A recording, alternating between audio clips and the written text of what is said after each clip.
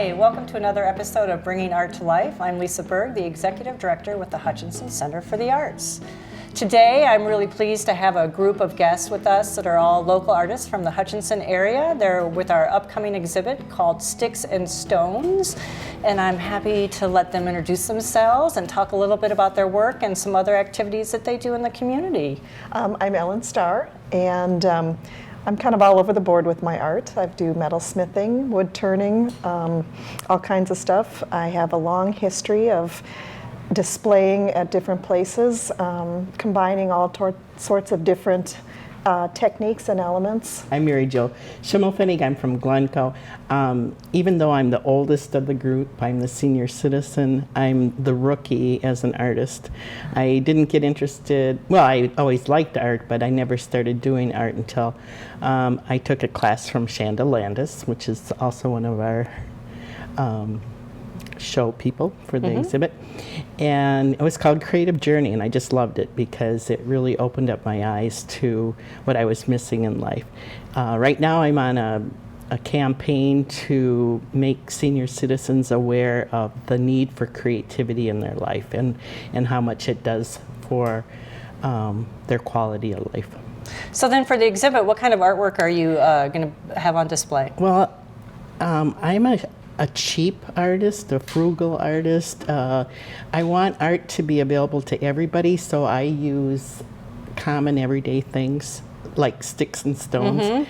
I also like to do pointillism, nothing that takes real paint. Maybe once in a while I do real paint, but I use oil, Sharpies.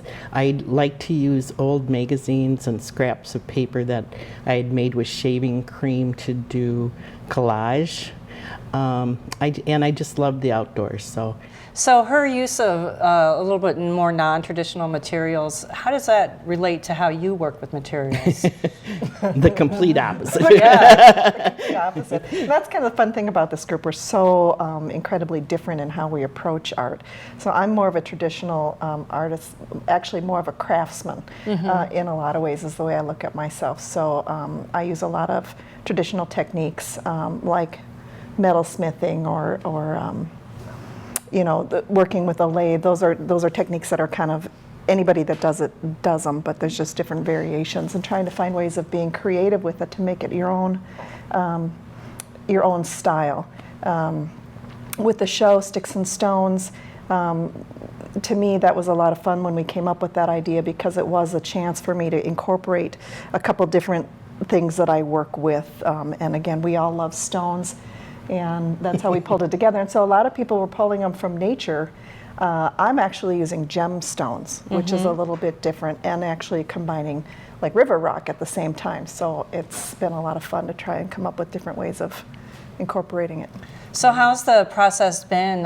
Can you talk a little bit about how the idea developed and how you put together the proposal and how that initially began? Well, I think we just started meeting as friends that liked or enjoyed doing art, and then we heard about the call for art, and we thought, well, maybe we should try doing that. And in our discussions or over coffee, we had realized we all loved rocks. I mean, Shanna and I were on a trip and we stopped, pulled over, and she said, I got to pick up that rock. And I thought, oh my gosh, we're kindred spirits. And it turns out all of us are like that. Our homes are filled with rocks and sticks and seashells and feathers and all these things from nature. Well, I think the one thing that interests me about your proposal is that you all have such very different ways of working, and your languages are very unique, but it's a really interesting and exciting thread that you pull together with the idea of Sticks and Stones. I'm looking forward to seeing the work all together. Yeah, it's going to be fun. Now we have the second half of our four-person duo for the Sticks and Stone exhibition, and I was just hoping that you could introduce yourself a little bit, Shanna, and tell us about your work. All right, I'm Shanna Landis, and I am a art teacher over at GSL. But also think of myself as an artist. But being a teacher, part of the reason I became a teacher was because I liked all art mediums and working with everything and being around other people. And so that's kind of, so I've done a lot of things along the way, and it's all over the place. So, and even some of the work that I have, it's like I've had a little bit of an excavation, finding things. It's like sticks and stones were in there all along. So that's been kind of fun. So I have things with pencil drawings and paintings, and I will have some things I'm working with, sticks and wire and lights, and I'm all over the place. It's very eclectic. And Mary? I am a nature photographer.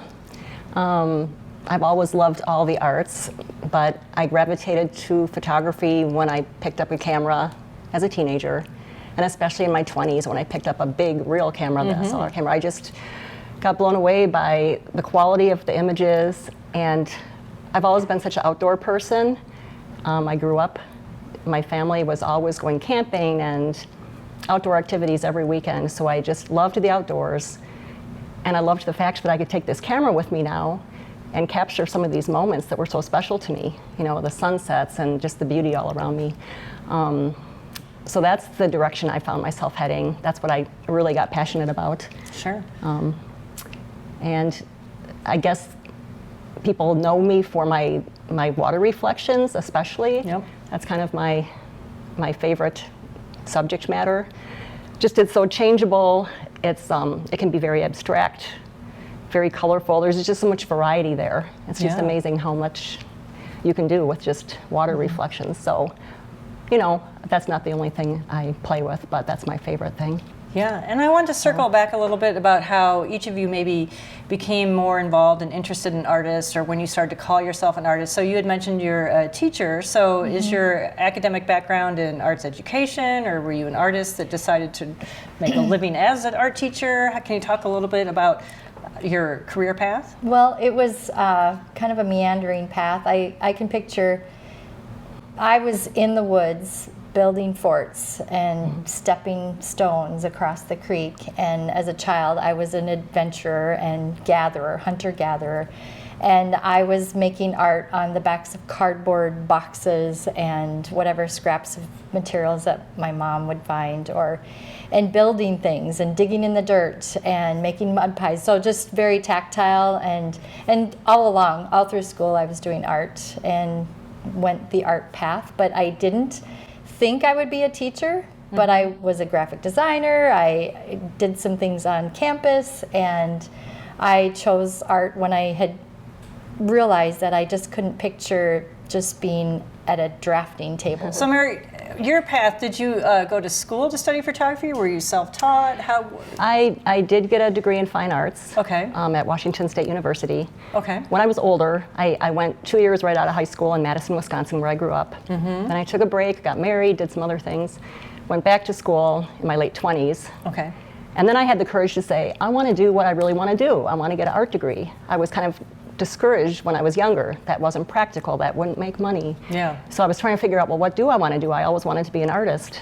So then by the time I was married and older, and I luckily financially we could afford that, I went back to school and finished my degree with art. Good And for I you. did get drawn strongly to photography, of course. I loved being in the darkroom and doing the black and white photos. I really got into that. I'd like to get back into black and white again. I've kind of gotten away from that.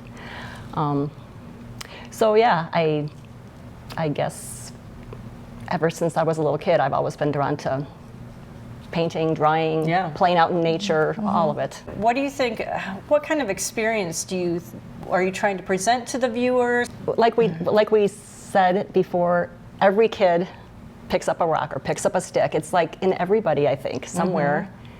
As kids, you grow up just appreciating the things around you. I like to think everyone grows up feeling that way. And we just, all four of us, happen to still have that really strongly a part of us.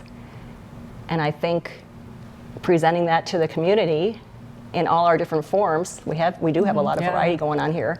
I'm hoping that everyone that comes will find something that they really get drawn to, or something that really excites them and makes them think about, wow, this is pretty cool. You know, maybe I could get involved in some way too, and it might bring the excitement to spark something in them too. The Sticks and Stones runs December 10th through January 20th, and the public reception where all our artists will be there, and you can come and mingle and talk and have some food, and they'll do a very brief gallery talk that night. It's always really fun to have them talk about a couple pieces. That's on December 12th from 6 to 7:30. And I just do want to mention that our Visual Arts Exhibition Series is a year-long program, and it is funded in part through a grant from the Southwest Minnesota Arts Council, and it is sponsored by local law firm Melcher, Hubert, and Shadeen.